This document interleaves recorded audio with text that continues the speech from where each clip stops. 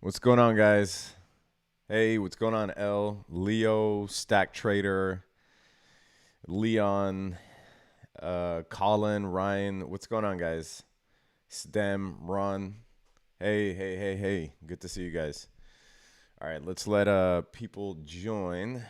Let's let people join the chat. But interesting day so far. I mean, that's what a way to open the market, right? I mean, it's crazy how accurate sometimes that Larry Williams guy is. Like I've done a few videos on his data, and I mean, his data is not very sophisticated. It does compile a lot of data, but going back 23 years, he's able to compile data and then sort of mine it into these trends. And one of those trends was the Santa rally. So I did a video on that, but he's right on the money. I mean, assuming that Biden doesn't say anything about Omicron that would scare the markets, because I think he's scheduled to talk today. Let's see, what time is this? What time is this talk? Does anybody know? Blah blah blah. Is it at? I think it's in an hour, if I'm not mistaken, or it could be later. I don't know. Do you guys know? Let me see if anyone knows in the chat. Do you guys know what time Biden is talking? Too much volume in Seva. Yeah, Seva. There was a on Seva. There was a short squeeze. It looks like. Bruno, bonjour. What's going on, Bruno? Funny that you didn't address me in Spanish or Portuguese, but you chose French today. What's going on, man? MU is moving up. Yes, MU is moving up due to good earnings, to really good earnings. Santa rally on Seva. That was in regards to a short squeeze. We can go over Seva if you want. Biden will announce that he has not a birth certificate. Come on, man. That's not even that funny. Morning, brother. What's going on, Beto? Hey, how you doing, Beto? Ayan, Stefan, what's going on, man? What's going on? Shafiq says, as soon as he finishes nap time. Yeah, I don't know when he's set to speak. Let's see. Biden speech today. I don't know what time he's set to speak, honestly, but hopefully his handlers or people around him told him wait until the market closes so that they don't ruin Larry Williams' data.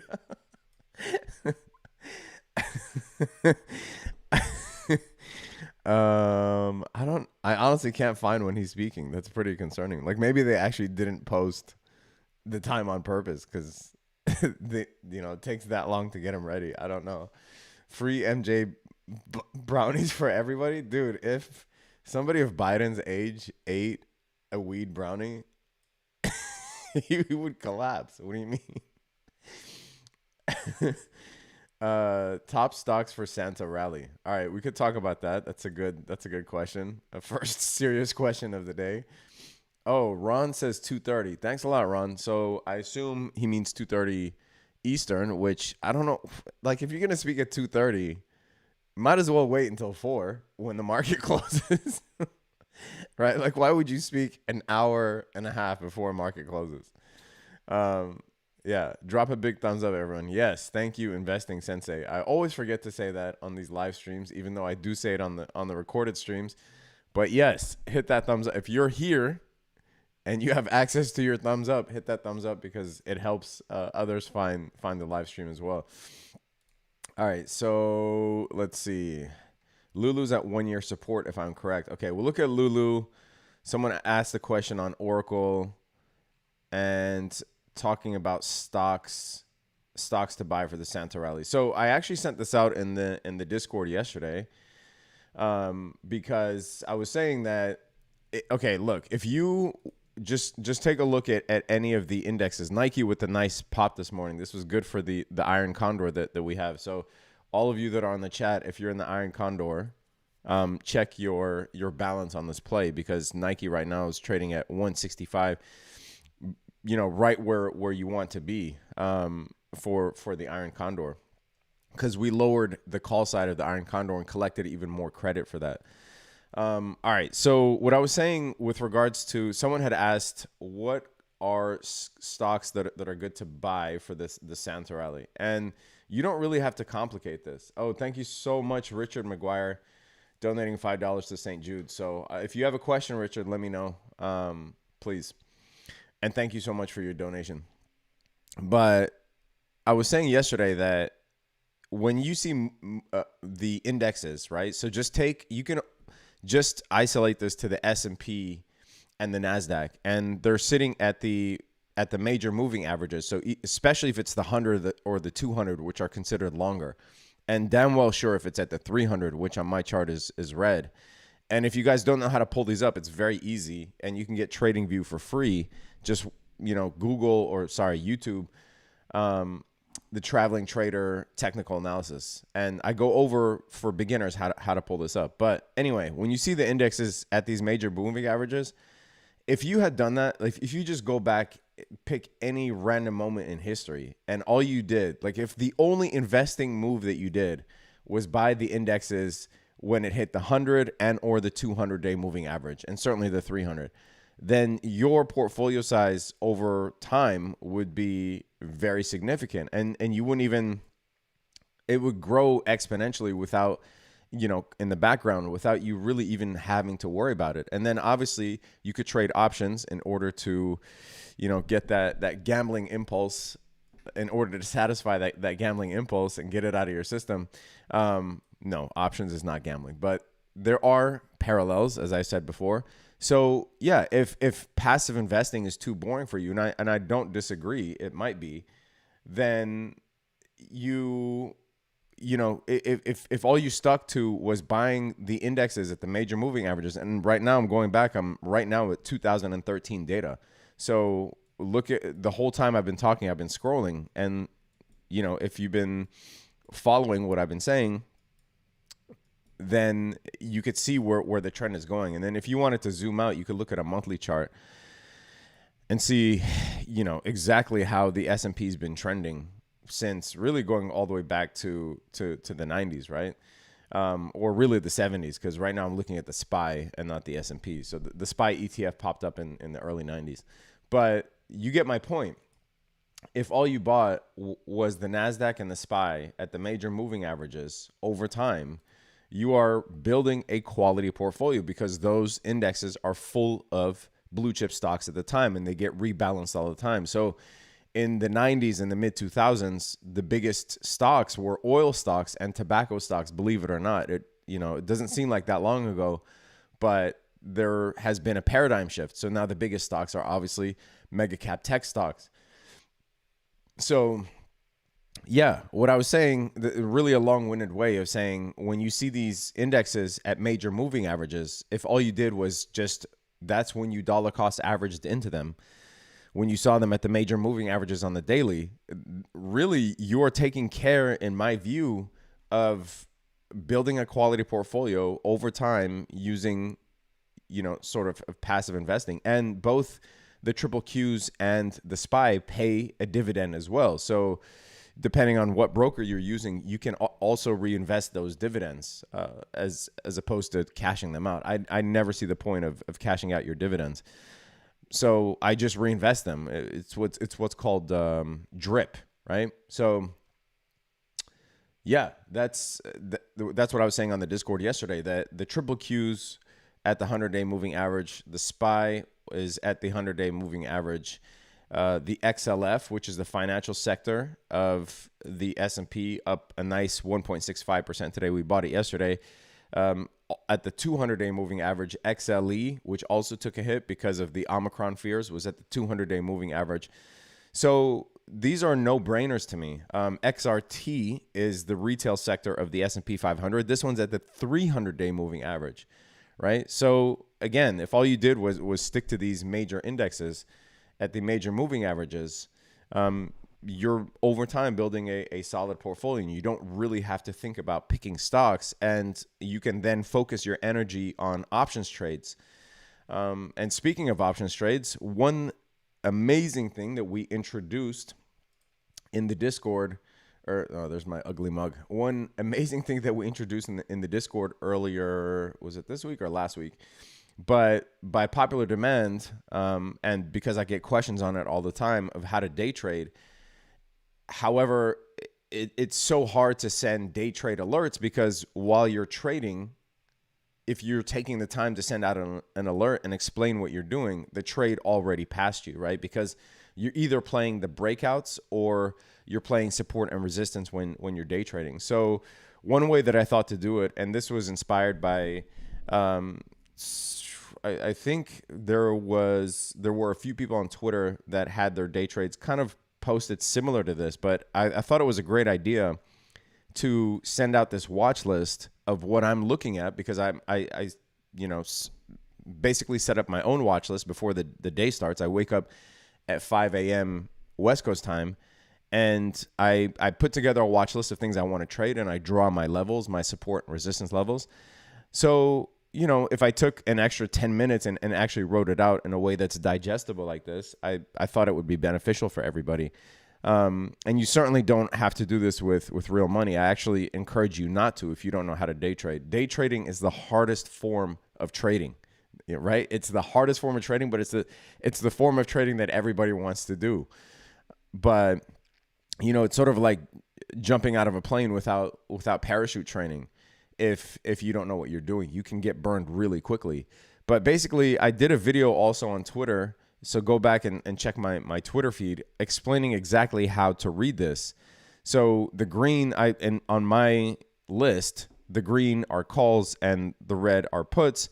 But basically, I'm playing the breakout. So in this case, if Mara breaks out above 34.90, which is a level that I identify just using support and resistance identification, then I'd buy the 35 call expiring the end of the week, right? So all of these day trades are using options expirations that are end of the week, because you are day trading. You're not holding these overnight, so you're not really subject to theta decay.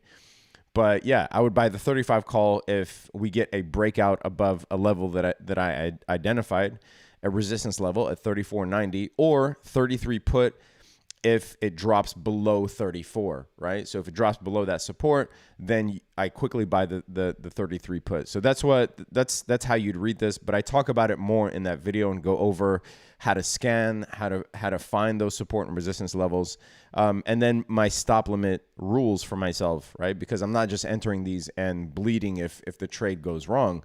You have to be extremely strict. Like the minute that you see, if you set a stop limit rule of minus 10%, for instance, the minute that you see that minus 10% on your trading platform, you close out the trade no matter what. You don't second guess. You don't say, oh, but maybe, okay, yeah, I know that it's down 10%, and I know that my rule is that I exit if I'm down 10%, but maybe this time it's different, right? You get those ape thoughts starting to sneak in your brain.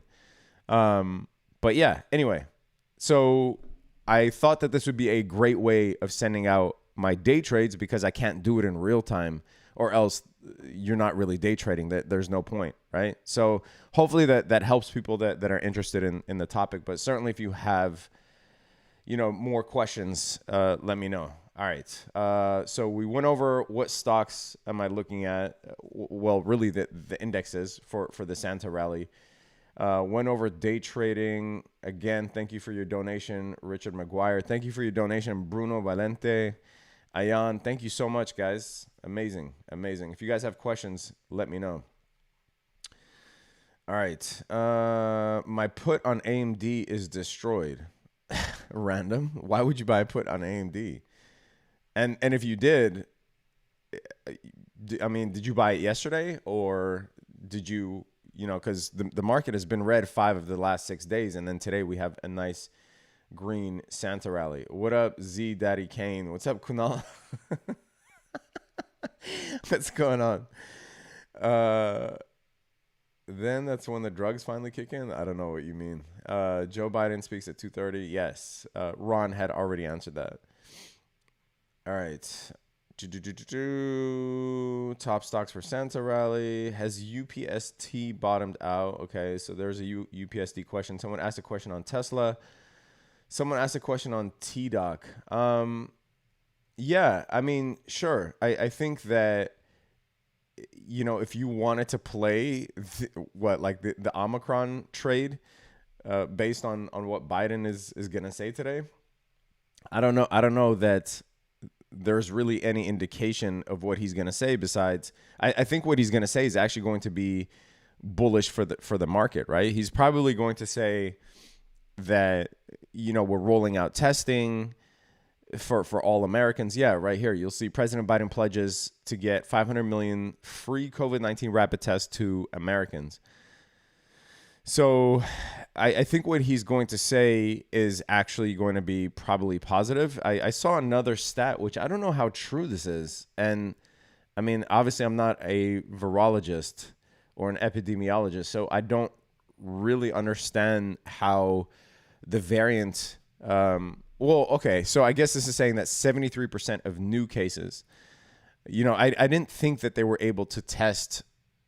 Like, I didn't think if you did get a PCR test, that immediately they're also testing to see whether it's of the Omicron variant or not. But I will tell you that if this is true, and depending on how the rate of hospitalizations and deaths, if the rates of hospitalizations and or deaths are not going up, and 73% of the new COVID cases are Omicron, then that's probably positive news that this variant is not as bad as last variants. But again, I haven't looked at the numbers, the current numbers of hospitalizations and or deaths. But if that number is staying stable, while most of the new people who are infected, or most of the new infections, are Omicron, then that is a good sign that Omicron is not deadlier than previous known variants of the virus. So, if you're asking whether you should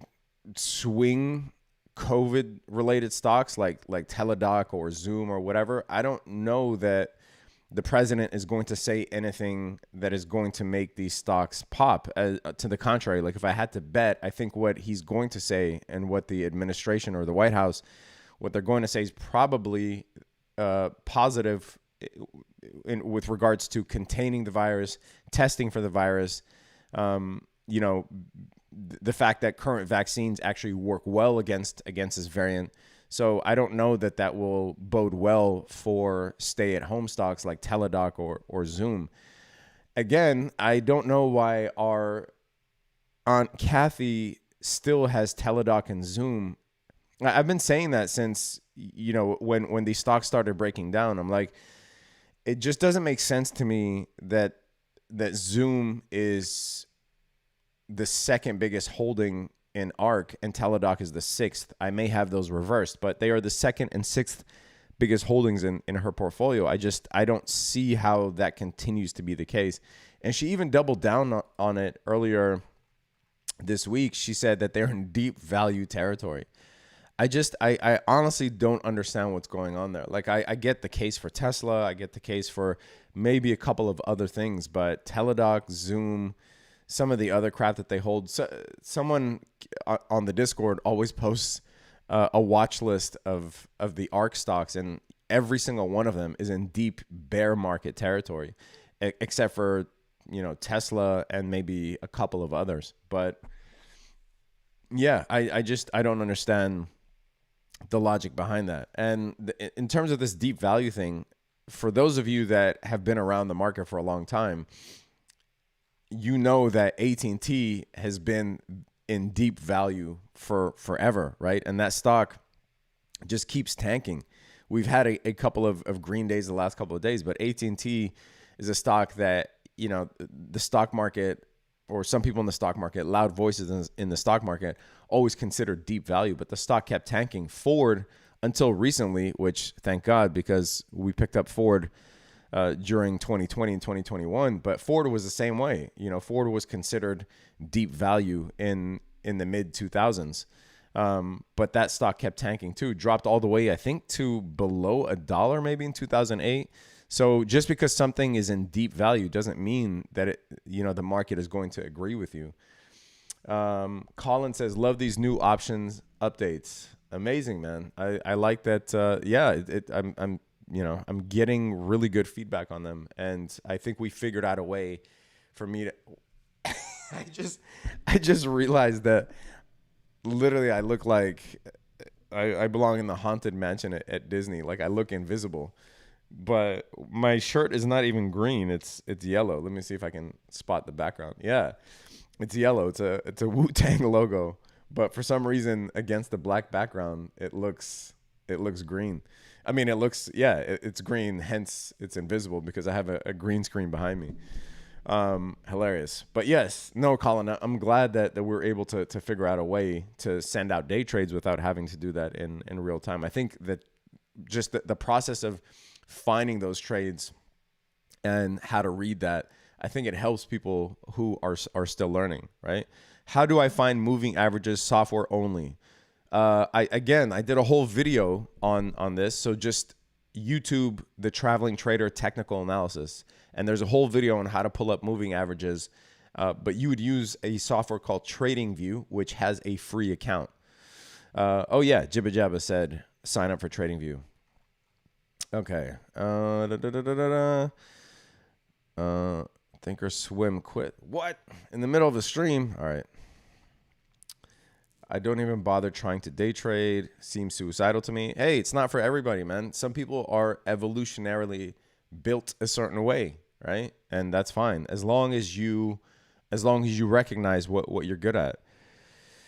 All right. Thoughts on U.S. investor sentiment with NEO? Dude, I've talked about this before. Now, I don't discount that you can make money trading NEO. All I was alerting to people, I think people misunderstood the point of my video on NEO. I wasn't saying that NEO is a shit stock or a shit company. I was saying that the shares that you're buying and selling, if you're an American, or I guess you're not in the Hong Kong or Chinese market, stock market, that is, you're not buying NEO shares and they don't owe you shit, and it can actually delist and you have no rights. That's all I'm saying is that make sure you keep that in the back of your mind when you're investing. It's so weird to me how sometimes, ideology and dogma creeps its way into people's investing and trading strategies. That there's no place for that. You leave that shit at the door, and then once you fire up your computer and you're ready to trade, you got to leave dogma and ideology behind, right? So people get butthurt too much when all you're trying to do is display the facts or showcase the facts, right? And with NEO, there is a holding company that's based in the Cayman Islands, and what you're holding are called ADR shares, or American Depository Receipts. So they are basically clones of shares, and the price moves with the actual NEO shares, but you don't own NEO. You don't have any rights as a NEO shareholder. If NEO goes kaput or if they delist, they don't owe you shit because you don't actually own any shares in the company. You own what are called ADR shares. Now, owning ADR shares is not bad, but the Chinese market ADRs are specifically riskier to hold than other ADR shares from other countries. Like I have Nintendo stock, right? And that's based in Japan, but there hasn't been an indication that Japan conducts its business the way that China does, or the Chinese government does, right? So the Chinese government has been shown to shut down companies whenever they want, delist companies whenever they want, take over companies whenever they want, lock away CEOs whenever they want. That is a dangerous business landscape. So people that brag in the comment section like, oh, I'm 100% NEO and I'm buying more. I mean, that's your money, bro. Like you're not affecting me. It's just my job to tell you that, hey, if you thought that you own NEO shares, you actually don't. And it can get delisted at any point without warning. So just be careful. If you still after that say, I'm willing to take the risk and I want to put 100% of my investment in NEO, by all means, it's not my money, bro. It's your money. So, it's just my job to lay out the facts. That's it. Hopefully, hopefully that's coming through clearly. I have nothing against Neo, and as a matter of fact, I will probably trade it in the future. But to say that it just concerns me because Neo is one of those stocks that, you know, folks brag about being 100% in, and even some YouTubers brag about, you know, having a huge share of their portfolio in Neo. But I guarantee you they did not know that. And now that you bring it to their attention, because they've invested so much money in it, now they are trying to act sort of aloof to those facts, right? I can't see all Discord channels. All right. Email, if you're subscribed, email subscriptions@thetravelingtrader.com and you will get help. I think, blah, blah, blah. All right. The Oracle question. Yeah. What about Oracle? Funny enough, Oracle was a beast of a stock. I mean, still is, but when I was in college, Oracle and Cisco were two beasts of a stock. And I think there was, at that time, we didn't have $1 trillion company yet. And there was debate over what would be the first $1 trillion company. But yeah. What is your question on Oracle? Yes, it looks like the MACD just crossed bearish. You know, it is, I guess, post earnings, it did pop, and now it is dropping back to reality. I don't know what your question is. It's right below the 100-day moving average. It looks like there's support at around between $85 and $87. And yeah, I mean, it's still on an uptrend. Although if you just zoom out and look back a little bit on the daily chart, you'll see that it routinely does this. Creates new highs, tests a moving average, creates new highs, tests a moving average. But the long-term trend is up. So I'm not sure what your exact question was. But yeah, I mean, still looks like it's in the same trend. Now, if it breaks 84 and continues to drop, so if it hits the 200-day moving average, something that it hasn't done since August 2020, then it may be time to reassess whether it is still in an uptrend or not. But I'm not sure what your exact question on Oracle was. Hopefully that answers your question, Deshaun. All right, let's see.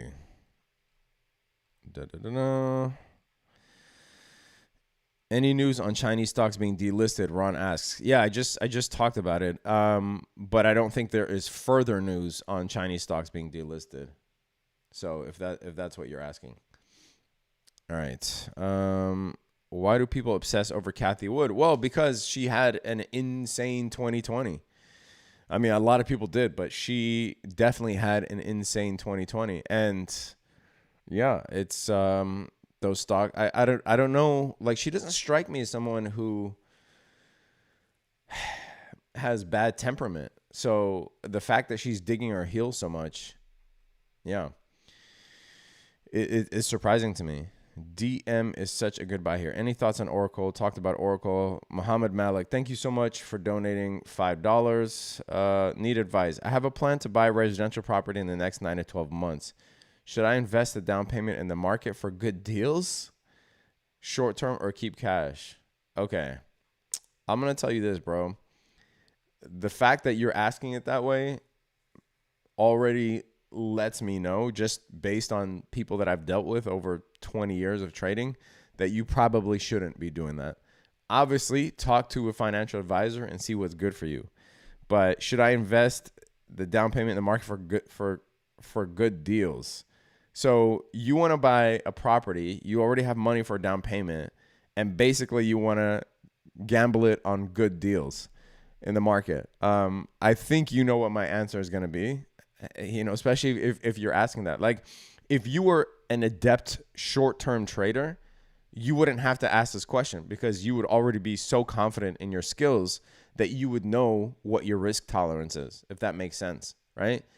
So the fact that you seemingly don't know that probably tells you all you need to know, i.e. keep your fucking money and go buy that property. So yeah, man. Hopefully that answers your question. But talk to a financial advisor. Don't take advice from somebody on YouTube, bro. Anthony S. donated $20. Thank you so much, Anthony. And St. Jude thanks you more than I do. Shawarma's not the same without you, bro. Kenan, what's going on, bro? All right, I will be back soon, and we will have a shawarma for sure, dude. And we might have kushari as well. What's going on, man? All right, so what's your thought on delisting Neo? I already talked about that. Maybe you asked that question before I did, but yeah.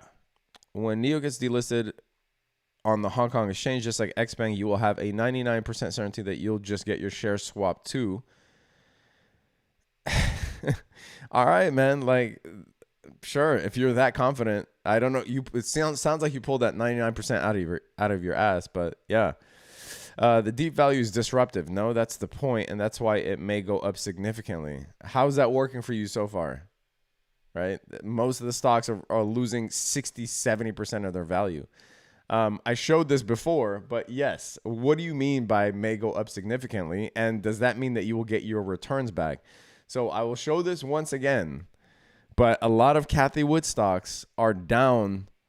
We're talking 70%, 60, 70%. And I've showed this before, and I will show it again. And those of you that know the channel know what I'm about to pull up, most likely.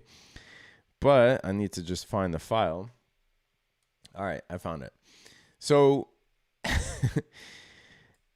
if you're down 60% on your stocks, you need the stock to rally 150% just to get back to break even, right?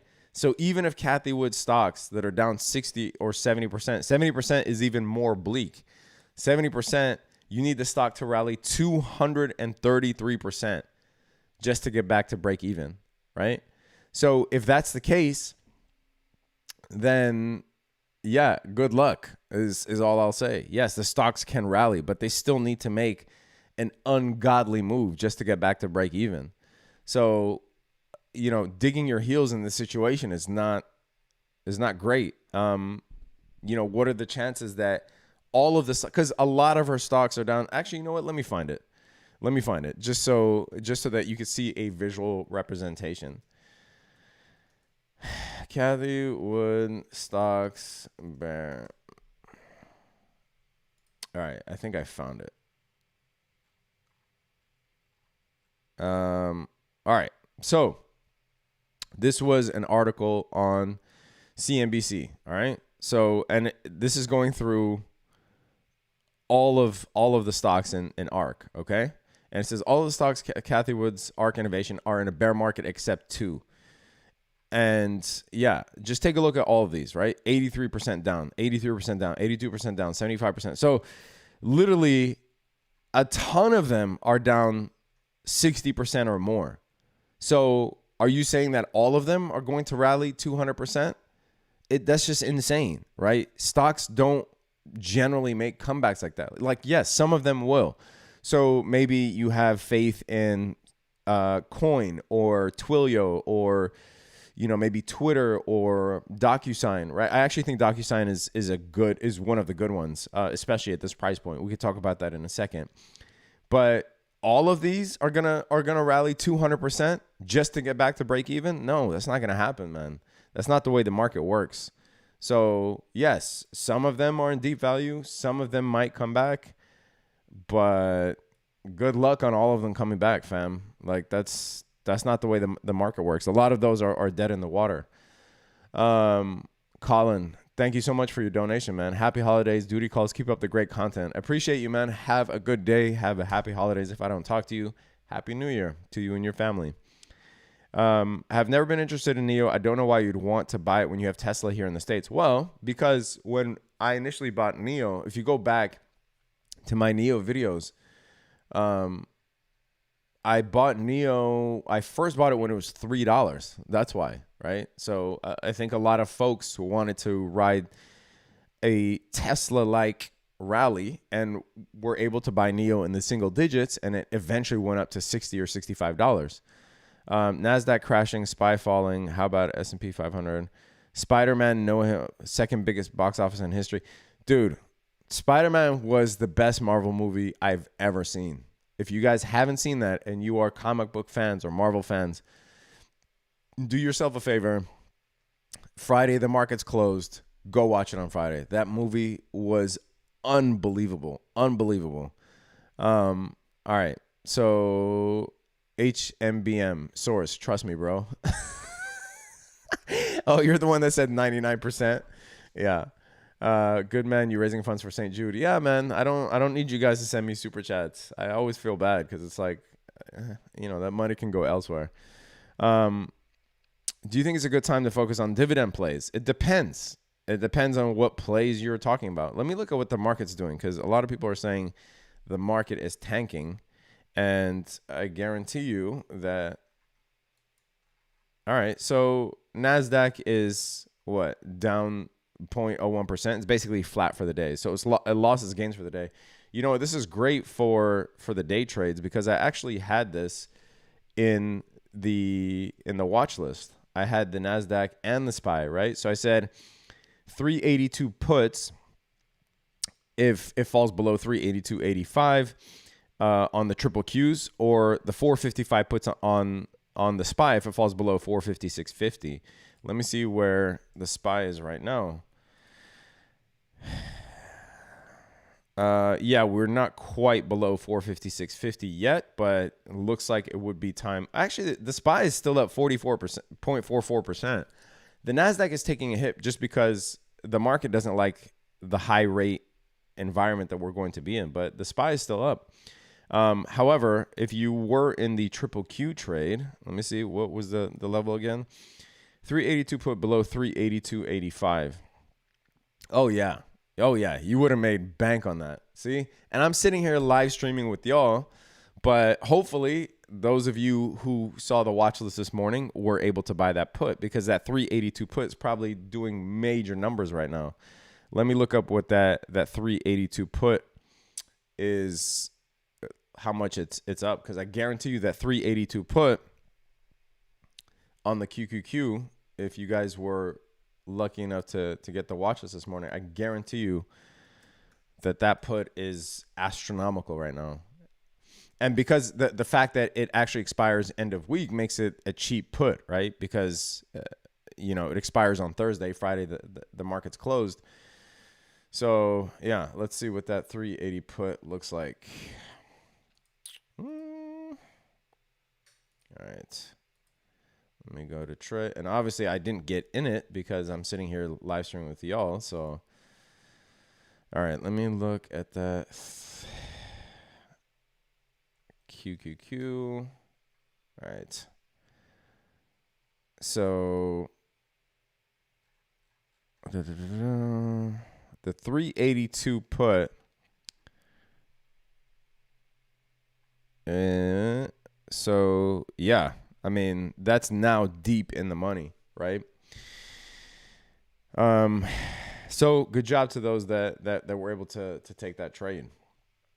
All right, let me go back to your questions. All right.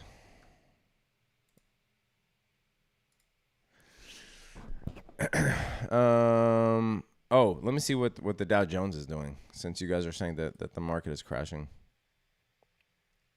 Dow Jones is still up 0.75%. So it's only the NASDAQ that's flat for the day. And again, I think it has to do with the fact that the market is still digesting that high rate environment, right? Unless there is a stock in the NASDAQ that is tanking. But you guys can tell me in the chat if that's the case. Gabriel says, when are you planning on buying? If it's within 3 months, don't do it. Oh, you're probably responding to the guy that was asking whether he should take his down payment for the property and put it in the market. All right. What are your thoughts on ABCL? Have you heard of it? It's regarded as the Palantir for biotech stocks, and Peter Thiel's on the board. No, I don't really buy anything speculative like that. Like 2020 was great for that, but I don't. Yeah, I'll take a look at it, but so I'm not gonna, make an indictment on it prematurely. But yeah, I generally don't really put a lot of money in things like that. Holy smokes, Kathy got wrecked hard. Yes, unfortunately.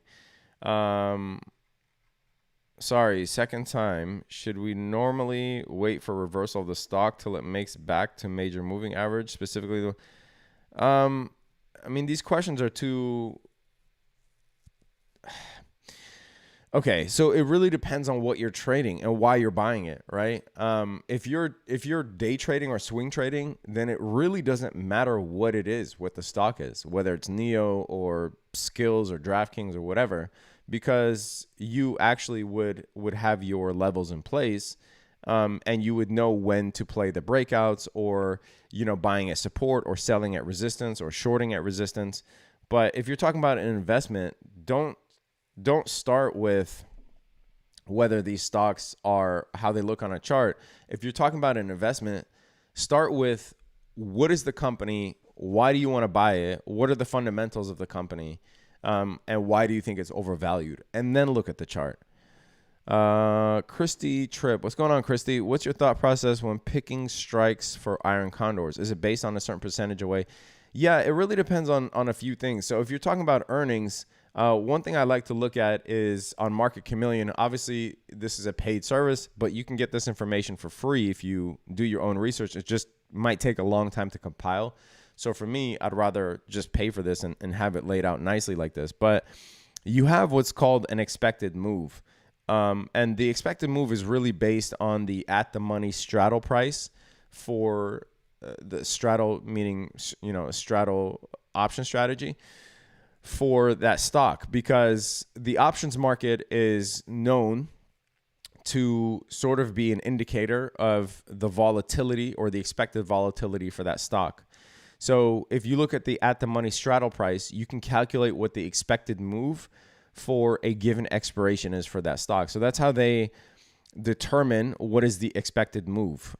So for instance, on Micron yesterday, the expected move was plus or minus 8.4%. And you see it denoted here by these blue bars, right? Plus or minus 8.4%, meaning it could go 8.4% in either direction. Now, sometimes a stock will overshoot the expected move, as you see here.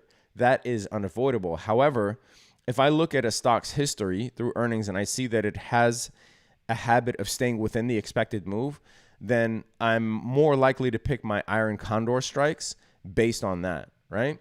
But if I look at a stock and it routinely blows past the expected move, then one, I might not trade it, or two, I might extend the expiration date beyond this week or week of earnings because I might need time to make adjustments. And three, I will give myself even a higher cushion and not base my iron condors off of the expected move or slightly outside. I would go significantly above and below if I still wanted to trade it for some reason and I was getting a good risk to reward ratio and I was getting good premium, et cetera, et cetera. So hopefully that answers your question with regards to iron condors. Tesla at 888. Oh, you know what? I might actually sell a cash secure put on Tesla. Fun fact, I've never been assigned on a cash secure put on Tesla, and I've been doing cash secure puts and covered calls for 2 years now, routinely on Tesla, and I've never been assigned. It's like the gift that keeps on giving. But Tesla finally closed this gap that we see here from back in October, right? There was this gap that now it filled, and it's still in this descending channel. This is a beautiful channel. I would wait if you're an investor. Obviously, you could dollar cost average because, this is considered from all-time highs.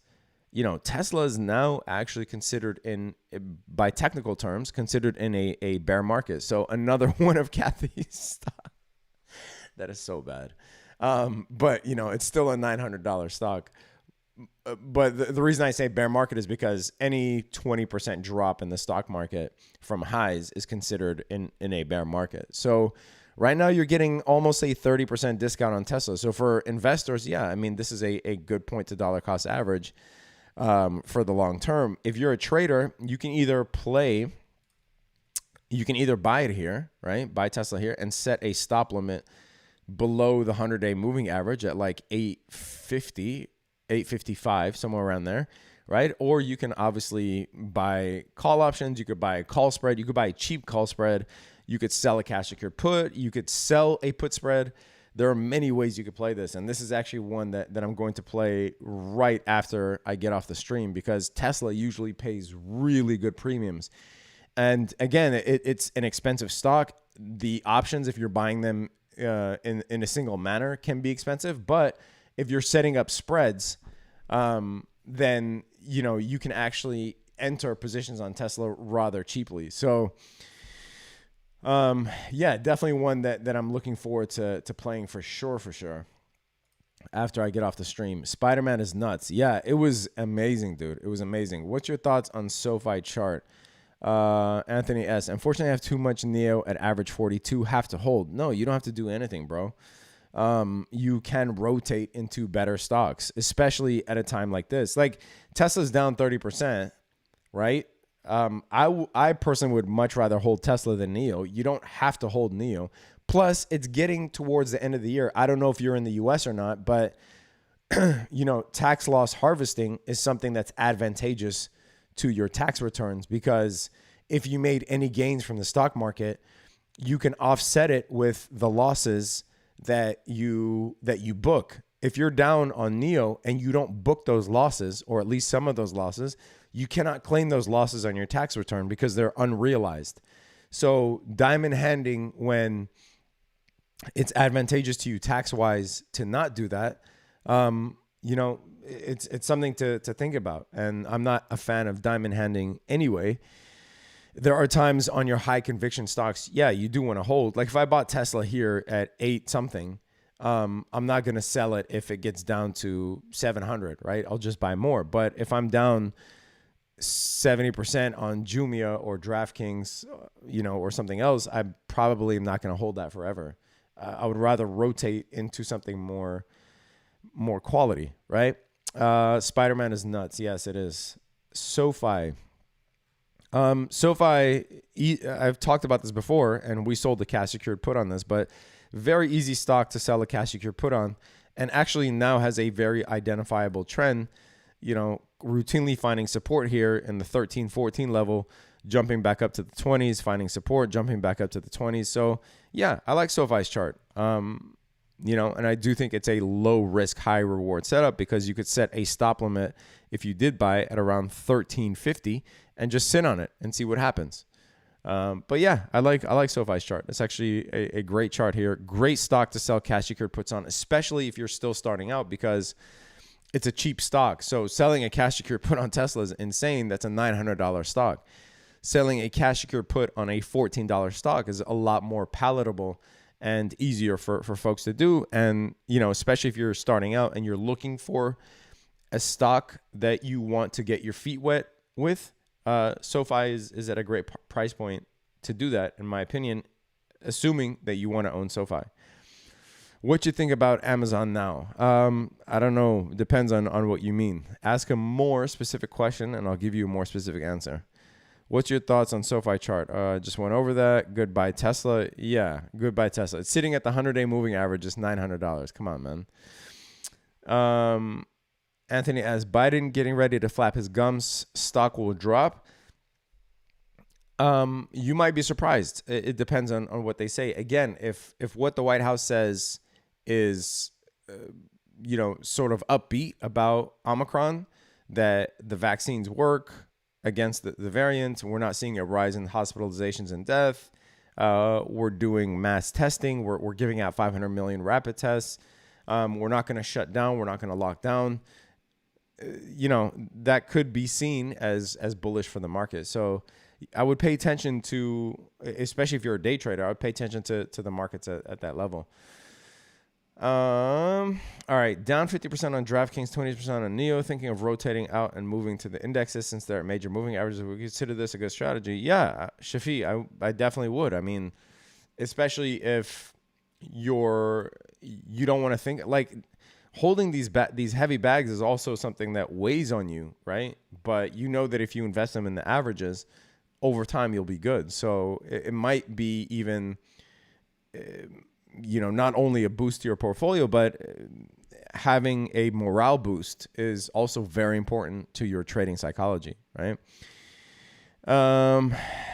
What a boss, well played. Don't know what you're talking about at this point, HMB. But thank you. 230. Yes, 230 is when Biden speaking. Hector Guardado, thank you so much. Donating $5 to St. Jude's. And you have a question. I have some Neo shares and a Leap on $45. Neo Leap expiring next December, and it's down 85%. If I take a loss only on my leap, would this count as tax loss harvesting? Yes. Anything that you buy in the markets is considered an asset. So your options are considered an asset, whether you gain or lose on them. And same thing with your shares. So yes, if you closed out a leap that's down, you can write those losses off against your gains. Again, talk to your accountant, because it really depends on how you're classified, right? The maximum amount of losses that you can claim on your tax return depends on how you're classified. Like if you're trading under an LLC, or you are a designated trader, a recognized trader by the IRS, then you can claim more than $3,000 a year. If not, then you're capped at $3,000 a year, but you can roll over those losses year over year. So say that, you have $9,000 in losses, and you aren't classified as a trader, and you aren't trading as an LLC. Usually what that means is that you can claim those 9,000 in losses, but not all in one year. You'd have to do 3K this year, 3K next year, 3K the year after that. So yeah. But again, talk to an accountant. I'm not an accountant. I just pay attention to my tax return when my accountant talks to me. So yeah. Oh no, that's very bad news. NHL pauses its season because of Omicron.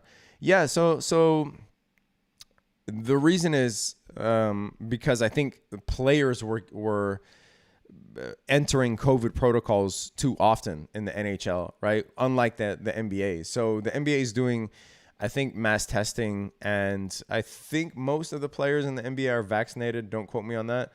But yeah, so the NBA players aren't entering COVID protocols as often enough to the level where games are having to be postponed. And I think the NHL is experiencing a higher rate of postponement of games. So the NHL just said, okay, let's pause the season, and we'll regroup. But yeah, and then the NFL actually said that they're going to dial back on COVID testing. And I guess the reason is the decision by the NFL to reduce COVID-19 testing of asymptomatic vaccinated players could signal a trend for other pro sports leagues and drastically reduce the number of canceled or postponed games as the season nears the playoff stretch. So I guess their strategy here is that if you're asymptomatic, and or you're vaccinated, and or you have a natural immunity through already having had it, then you don't need to, I guess, be subject to a test. I guess that's what they're saying. So they're hoping basically to limit the number of cancellations based on limiting the number of positive tests. So I don't know. There's a difference in stance there, I guess, between the NHL and the NFL. So yeah, Western Union at a good level to dollar cost average into. Do you think Western Union is a quality stock? Is it something you want to dollar cost average into? Let's start there. And why do you think Western Union is something that you want to dollar cost average into? HMBM says, went into full lockdown in the Netherlands. Sorry to hear that, man. I'm a big Marvel fan. Won't be able to see the new Spider-Man for a while. Yeah, man. Tesla is tanking, bro. Why? You guys are, it's so funny. It's like, when Tesla starts dropping like this, a lot of people start panicking, but this is the time when you want to buy, dude. Like, and then when it starts, shooting up to 1,200, that's when people buy. And that's why when it starts dropping back down below 900, everyone's panicking, because those are the ones that bought at 1,100 and 1,200, right? But if you reverse that and do what's called fading the market, you would buy Tesla here. You wouldn't panic, right? This is when you're going to buy Tesla. And then as it starts rallying back to all-time highs, if you're a short-term trader, that's when you'd start fading your position. But, folks do the opposite because it's natural human impulse. So when Tesla starts getting expensive and then dropping, they start panicking because they bought when it was near all-time high levels. But this is when you want to buy stocks if this is a stock that you want to invest in, right? This is not a time to panic. It's down 30%. You're getting a 30% discount. I don't know who said it. I can't remember, but the stock market is the only sale in town where folks don't line up at the door, right? Tesla was sitting here, by the way, back in May, May to June, almost an entire month, over an entire month, was sitting at the 200-day moving average. And nobody wanted to buy Tesla here, right? But everybody wants to buy it at 1,200. So, try to flip your impulses as often as you can when it comes to investing and trading. After the Santa rally, do we expect a New Year rally too? No. Obviously, nobody knows what's going to happen. Tesla tanking, guys, Jesus, it's still at the bottom of the channel at the 100-day moving average. Like, this is what you would want. 30% down again. No, there isn't an identifiable rally for New Year's, right? As a matter of fact, a lot of tax loss harvesting occurs in December, and it takes a while for buying to ramp up again. But yeah, there isn't an identifiable rally in New Year's the way that there is for Christmas. Sorry, I need to get some water.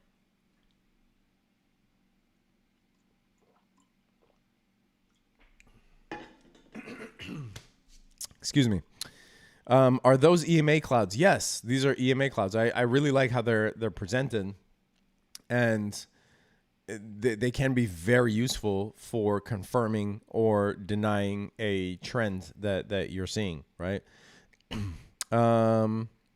Buy high, sell low, rinse and repeat. Yeah, unfortunately, that's what people are doing. Western Union going out of business. Yeah, DocuSign reversal looking good until it double tops.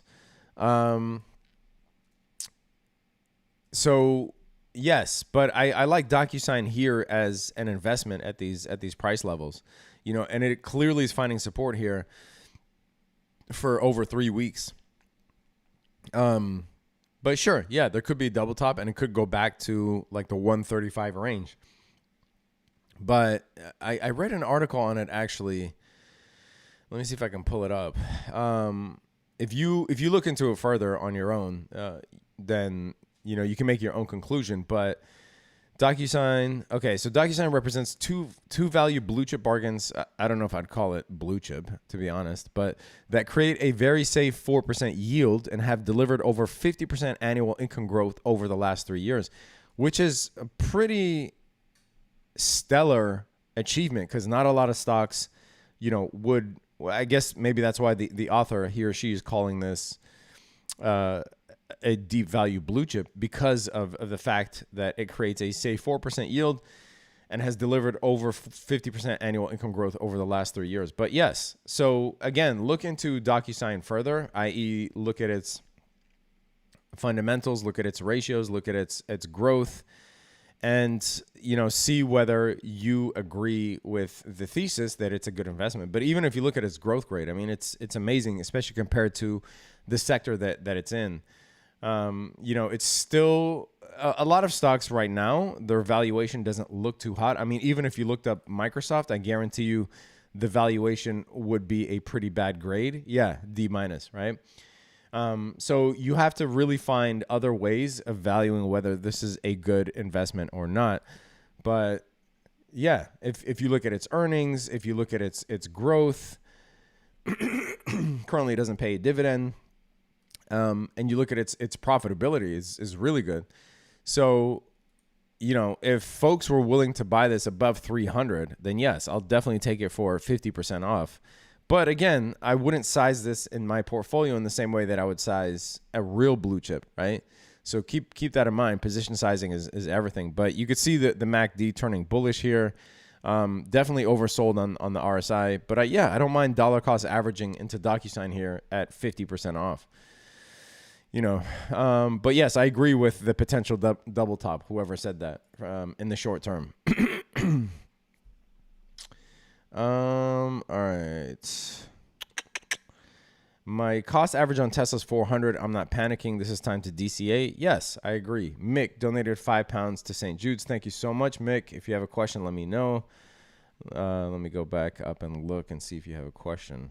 What do you think the future for Square stock, as I hold Afterpay shares, which will convert to block soon? Oh, I didn't know that Afterpay is converting. Is that true? I don't know. I know someone who's on this chat that actually works at Square.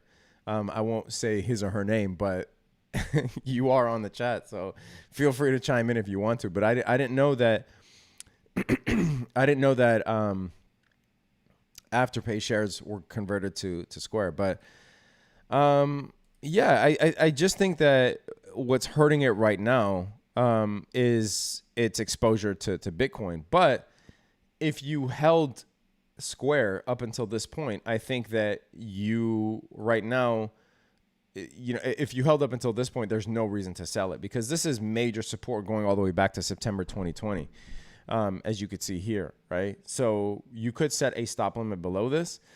But if you held up until now, or you're looking to establish a position, I don't mind it at this level in Square. But again, I mean, you do want to come up here. You don't have to use Seeking Alpha, even though I love its layout. But you can look at Square's valuation, its growth, profitability, etc., and make your own determination and see if it is a viable investment for you. I personally would not go heavy on Square. I would, I'd probably pick PayPal over Square at this point if I had to choose one or the other, only because PayPal is in the S&P 500 and it will soon join the financial sector of the S&P 500. Square is not in the S&P 500 yet. But yeah, both of those, I still wouldn't go heavy on either of those, if I'm being honest. Best books to learn TA, Luca says. Okay.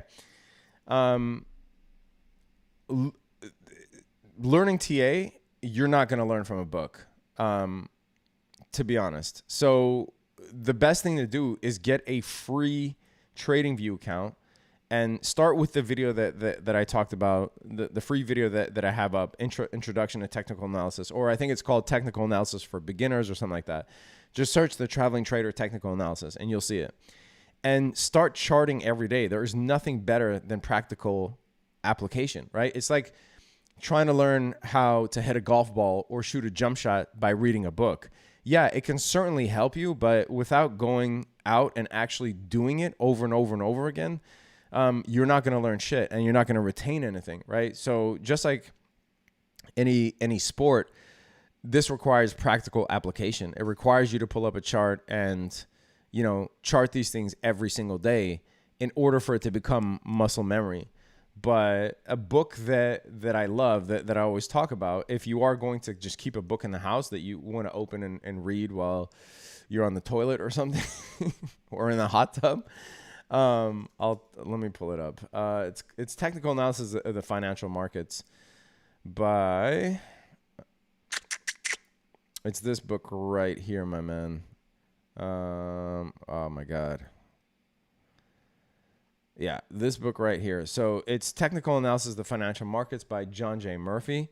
This is sort of like the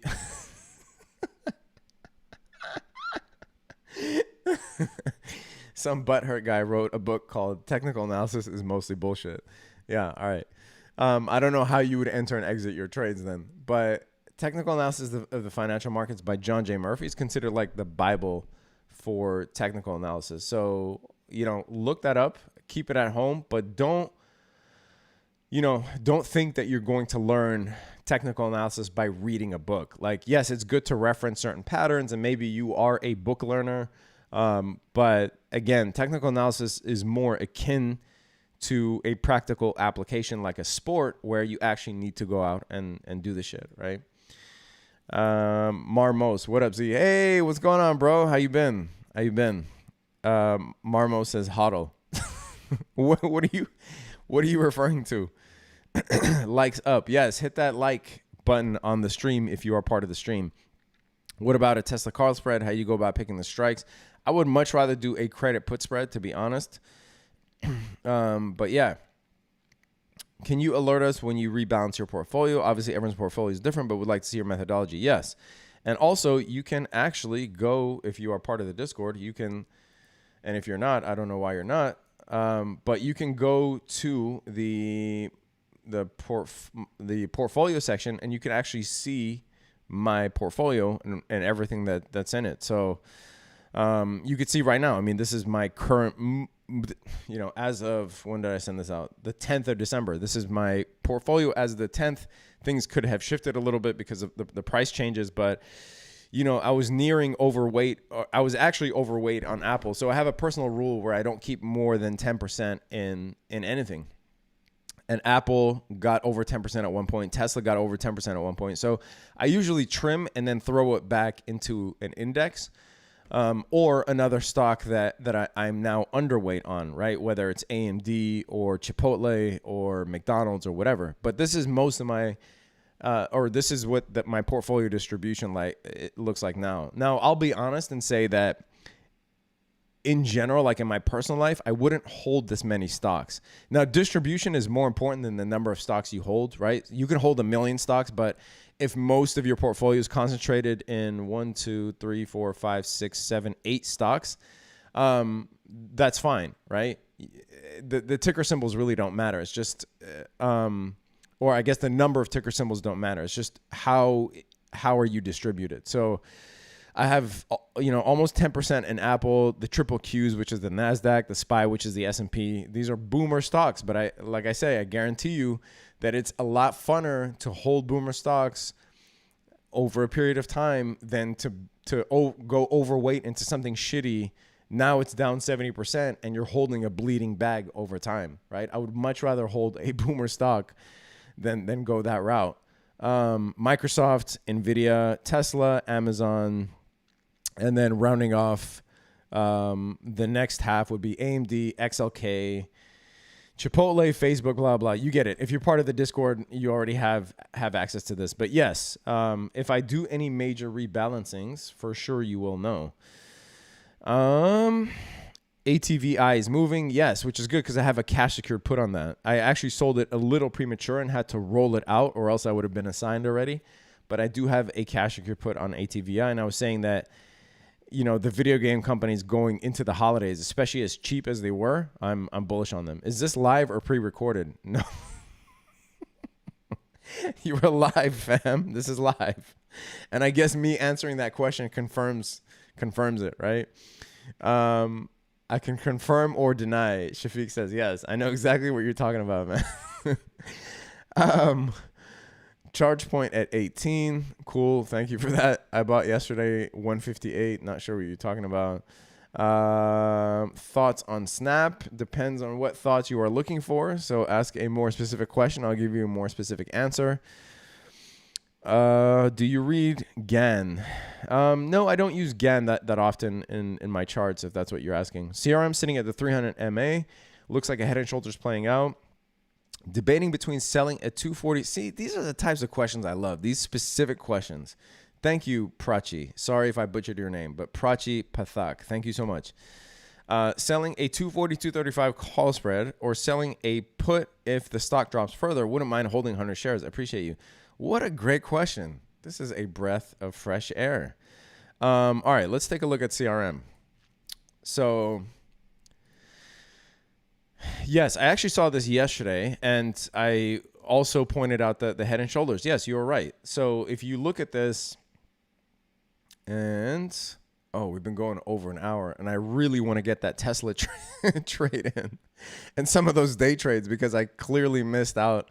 I left a lot of money on the table doing this live stream. No, I'm playing. I love doing these, and it's for a good cause. So, not getting too butthurt over that. Yeah, this is a head and shoulders, and it is at the 300-day moving average. And the crazy thing is that they beat out earnings. I think that they gave muted guidance. I don't think it was bad guidance on their last earnings, but I think it was less than what the market wanted to hear.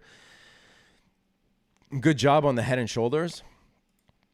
I think you can wait if you wanted to see how that plays out because it's not yet confirmed or denied, right? And it's down 21% from highs. So, obviously dollar cost averaging is always an option here, but you were specifically asking about, the 235, 240 call spread. I would weigh that out against, well, here's the thing.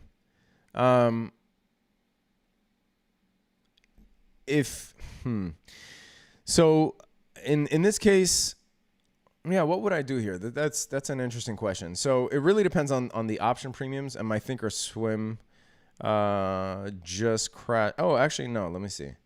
Yes, it's up. Okay. So let's look at CRM real quick. All right. So you were saying the 240-235 call spread.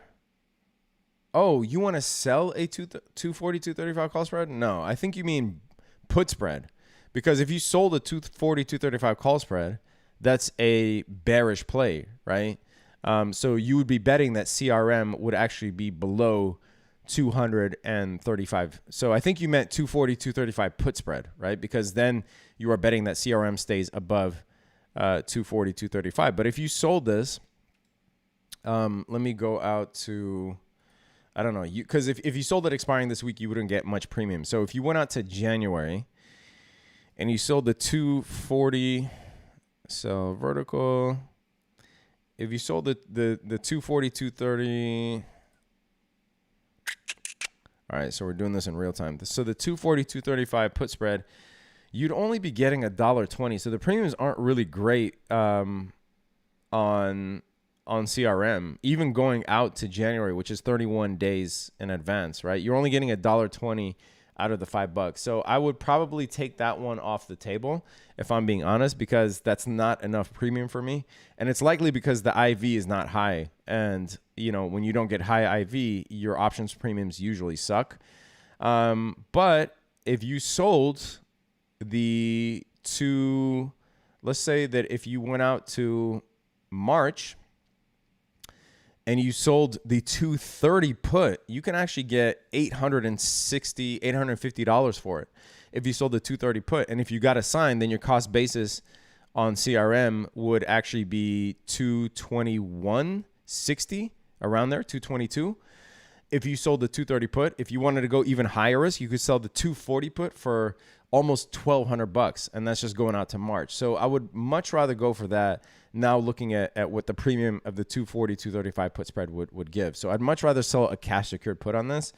And then obviously you could do what's called a poor man's covered call, which you would buy a long dated call. So you would buy, say, like the 250 call or the 240 call on CRM, and then sell calls that are, you know, shorter term, right? So you would go out here and you would sell the,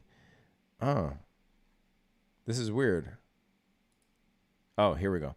So you go out here and you would sell like the 250 call or the 255 call and continue to roll it forward against your bullish call, right? So yeah, I don't like the premiums that the put spread is paying right now. So I would either go for a cash secured put or potentially a poor man's covered call. Do you read in a hot tub? Yes, I do read in the hot tub. I read in the hot tub quite a bit, especially because, you know, I sit in ice tubs and hot tubs quite a bit, and I'm old, right? So if I go out and play a game of basketball or soccer, I need to sit in a cold tub first, and then I'll sit in the hot tub.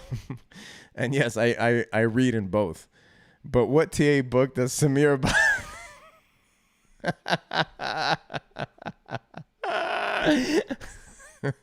Amazing. Muscle memory, spoken from an athlete in trading. Yes, for sure. Any strategy suggestions for after hours for those of us with day jobs? Well, you can't trade options after hours. So no, but I'm sure, like, I don't know where in the globe you live, but are you away from your computer for most of your most of the day? Like, can you trade the market open? Can you trade the market close, etc.? Yeah, but you can't trade options after hours. So sometimes Vale doesn't if you go. Sometimes Vale doesn't if you go back. Oh, I'm trying to see if Vale will have a dividend at the end of December. Yes, there's something called dividend safety. So Google Vale dividend safety and see what it is. Do you sell a call if your put strike? Okay, hold on. I'm trying to get back to. Thanks, brother, for sharing. I'm not sure what you're talking about. Janine, what's going on, Janine? How you doing? All right, so I lost that call. Okay, do you sell a call if your put strike gets breached? My Tesla 900 got breached. Not sure what you mean. Do I sell a call if your put strike gets breached? Not sure what you mean. Sorry. Not sure what strategy you're thinking of. Cash secured puts does not charge you or something. I don't know what that means either. Would you mind opening C Limited Seeking Alpha, trying to determine, man, harsh it, cheap ass, wanting me to open it instead of you subscribing to Seeking Alpha? Yeah, and I'm going to be getting off the live stream soon because we've been going for over an hour, and I need to get back to trading. So yeah, what do you want to know in C Limited? I've talked about its valuation before, but yeah, here it is. I don't know. There it is. Best channel. Thank you so much, James. Thanks, Z Square bought Afterpay. Okay. Thank you, Mick. Yeah, I remember that. I just didn't know whether the shares were being converted or not, right? Bro, DraftKings is spending so much money on marketing. It's insane. Well, they probably have a marketing budget that they need to go through. What percentage of your portfolio do you use for naked puts? Completely separate portfolio. Regine. Hey, what's going on, Regine? How you doing? Hopefully you enjoy your vacation in Mexico. I saw some of your IG. You look like you were having fun, having the time of your life. So, yeah, man. All right. Okay. Let me see if I missed any donations. Mick, another 5 pounds of St. Jude's. Thank you. Mick Z, how does it feel to be a boss?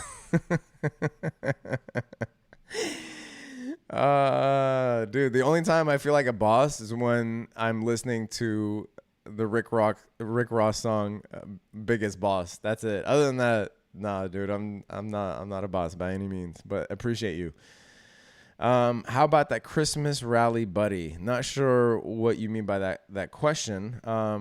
But yes, I mean, I don't know if, well, this is probably not up to date, right? Because I think the NASDAQ dropped, but we did see, somewhat of a rally today. The S&P is still green on the day, almost, 0.76%. The Dow Jones is still at over 1%. Yeah, I'm not sure why you're being sarcastic. The indices are up, and then the triple Qs likely going to be flat because of up 0.69%. Okay, damn, I'm missing out on all the day trades, man. I love this volatility. But yeah, I mean, as the Larry Williams data said, it would, around today or tomorrow would be the time that we usually see a bounce in stock. So yeah, not sure if you're being sarcastic or not. Love the Wu-Tang shirt. Thank you so much, JK. Do you think we'll still have a Santa Claus rally? Man, rewind the tape. I talked about it already. I don't know. The indices are up crazy today. If that's not enough for you, I don't know what to tell you.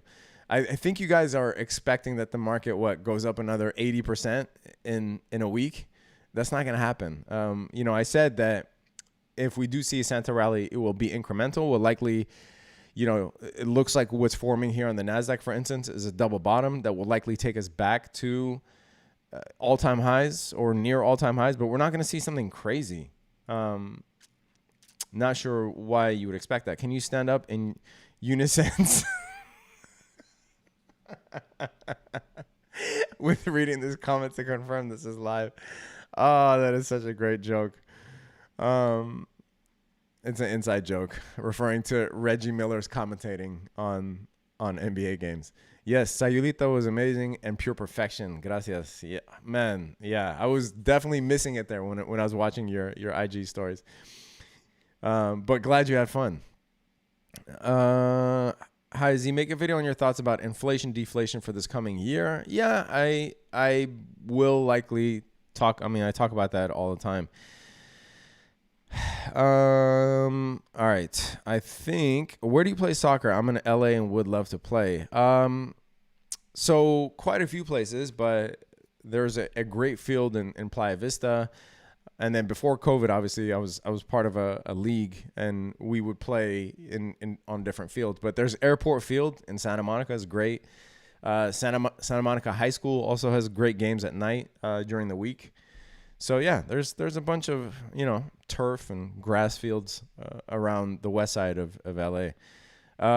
Hazy, what has been your best trading year? Best year in trading ever? Like if I'm going to isolate it to like a single year, probably 2020, I would say. It was unreal. Like what was going on in 2020 was unreal. From the bottom of, because I mean, so some folks call it a black swan event. The author of the Black Swan Theory, Nassim Taleb, says, no, this is not a black swan event. I don't know, depending on who you ask, right? Either way, it was an unprecedented event, but it was one that a lot of people saw coming because it was based on something tangible like the virus, as opposed to just a crash that happened spontaneously that seems to have come out of nowhere. So, it was easy to get out of your short-term positions. And if you knew how to play options, you were able to buy puts on the way down, right? The market didn't restrict you from buying puts. So there was that. And then the bounce back from the bottom of the crash was 80% in a matter of just a few months. So if we look at the S&P, you'll see that from the bottom of the March 2020 crash, to let's just say the end of 2020. Yeah, I mean, we're talking about 70 something percent on the S&P, right? And for those of you that were trading last year, especially after March, you literally could have bought anything. Like there were so many Tesla millionaires created because folks actually went all in on Tesla and ended up being, ended up getting rewarded for that type of conviction. It was just like it was very hard to lose in 2020. And that's why you saw a lot of channels pop up in 2020. And no, MFers, this channel was not born in 2020. I've been doing this since end of 2017, to be honest. And the growth was slow because not a lot of people were interested in finance back then, right? But a lot of channels were born in 2020 because people were bored. They went to Best Buy, bought a camera, and said, "Oh yeah, I'll make a video on buying stocks because now I'm an expert. I bought 100 calls in Tesla and I made money. This shit's easy, right?" And unfortunately, that same success has not been carried over in 2021. It's been rather choppy, especially if we're talking about the speculative meme stocks or the YouTube stocks, right? That hasn't been kind to people's portfolios. So if you haven't been setting up your portfolio like this over time, and just investing in quality, and I don't mind investing in speculative shit, but look at how small these pieces of the pie are. This is where DraftKings and Skills and Jumia should live, like in these tiny little crevices here, right? Not these big chunks that you see on unfortunately some people's portfolios. So to answer your question, I would say 2020 was probably the best single year. Now, if I'm looking back retrospectively, then for sure, 2008, 2009, because that was the time that I personally had a significant amount of money to invest because I had been working in the software industry at that time for around 6 or 7 years. So I had compiled a bunch of savings and I was able to invest in the stock market for the first time. I was alive, obviously, during the dot-com crash, but I didn't have any money. I was just a broke college student at that time, and I would have loved to invest, but I didn't have any money. So I would say 2008, 2009, that was the year, if I'm looking back retrospectively, because that kicked off everything. And I hold a lot of stocks that I bought back then, right? Like I bought a lot of Apple and Microsoft and Amazon and McDonald's and Home Depot and, Chevron and Exxon. I still hold a lot of those stocks. So, retrospectively, I would say 2008, 2009. But if I'm just going to isolate it to a single year, I would say 2020. I mean, it was insane. It was really insane. I still could not. I still can't fathom how fast that rally was. But then looking back now at, all of the quantitative easing and the Fed policies and all that, it's easy to see now why that happened. It just wasn't clear then, right? Everyone, there was just an endless amount of money being pumped into the stock market. There was no other game in town. So it's easy to see now, but for sure, nobody knew that we would melt up that quickly back then. There were people like Bill Ackman that were saying that stocks were going to zero or whatever while he's buying up the hotel stocks that he said were going to zero. Pluto and Neptune, are you Arab? Santos, he's Turkish. Juan, he is Russian. Amazing. Make SPACs great again. Unfortunately, that's probably not going to happen. When are you going to Colombia? What's funny is I was thinking of going there for New Year's because I have a friend who's also thinking of traveling there for New Year's. So might meet up with some friends in Bogota or in Medellin. I don't know. Medellin, funny enough, Medellin is actually, it has a reputation because of Pablo, but Medellin is so quaint and calm, and I really like that city, but it's not rowdy at all. Especially if you go to Bogota, which has a great nightlife, Medellin is very, very calm. But yes, Santos, I will let you know next time I'm in Colombia. If you're in the Discord, Santos, hit me up, DM me, and give me your info. I'll let you know. Nice traveling trader cap. Are they available for purchase? So this is actually a one of one. I have a bunch of samples of shit that I created because I always say that I'm going to get around to doing a merch store, but I never do. But yeah, I definitely need to because I keep getting this question over and over again. So I gotta stop being lazy on that. And actually create a merch store. It's not that I'm lazy, honestly. It's that I can't decide what I want to sell and the method in which I want to sell it. But I better get some merch up for real. Come to Riverside UCR Sports Complex on Blaine Saturdays at 9 a.m. That's where you play, Van? Dude, Riverside's an hour and a half away from me. But all right, thank you for the invite. Shay, thanks for sharing, Z. Yeah, no worries. I took some stock tips, especially naked, blah, blah, blah. Lost quite a bit, unfortunately. Yeah, I mean, I don't mind speculating, right? But going all in on that stuff is crazy. Do you have a fish aquarium or a pond? No, not here. Not here. Sweet face Lola. I wish I was in the market then. Yeah, a lot of people do, but guess what? I mean, that's why you have to take advantage of when the market crashes, right? You have to take advantage of the panic. And if you're lucky enough to have money to invest that you don't need, then it makes it even sweeter. As I said, when I was back in college and the .com crash happened, I didn't have shit, right? But in 2008, 2009, I was fortunate enough to have a pretty good job at that point, and I had a decent amount of money to invest in the markets.